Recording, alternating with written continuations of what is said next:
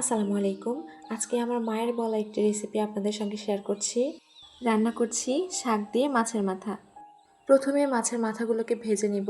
আমি আগে থেকেই মাছের সঙ্গে লবণ আর হলুদ মাখিয়ে রেখেছিলাম। এগুলোকে খুব হালকা করে ভেজে নিব।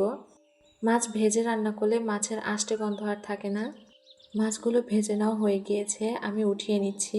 এবারে ওই একই তেলে দিয়ে দিচ্ছি পেঁয়াজ কুচি আর কাঁচামরিচ ভাজি করে দিয়েছি।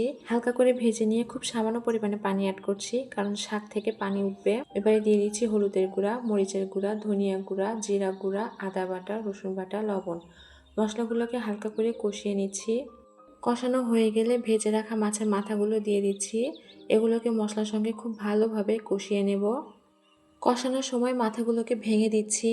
এভাবে মাছ ভেঙে রান্না করলে কিন্তু তরকারির টেস্টটা অনেক ভালো আসে। এবারে অ্যাড করে দিচ্ছি কেটে রাখা আলু আর পুঁই শাক। এবারে এগুলোকে মাছের সঙ্গে ভালোভাবে মিশিয়ে ঢাকনা দিয়ে ঢেকে রান্না করে নেব।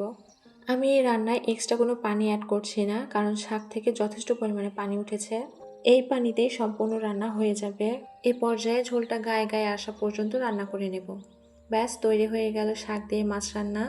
রেসিপিটি কিন্তু অনেক সহজ আর অনেক মজার। রেসিপিটি ভালো লাগলে লাইক, কমেন্ট, শেয়ার করে দেবেন। ফেসবুক থেকে দেখে থাকলে একটি ফলো দিয়ে রাখবেন, আর ইউটিউব থেকে দেখে থাকলে একটি সাবস্ক্রাইব করে দেবেন। আজকে এখানেই বিদায় নিচ্ছি। আল্লাহ হাফেজ।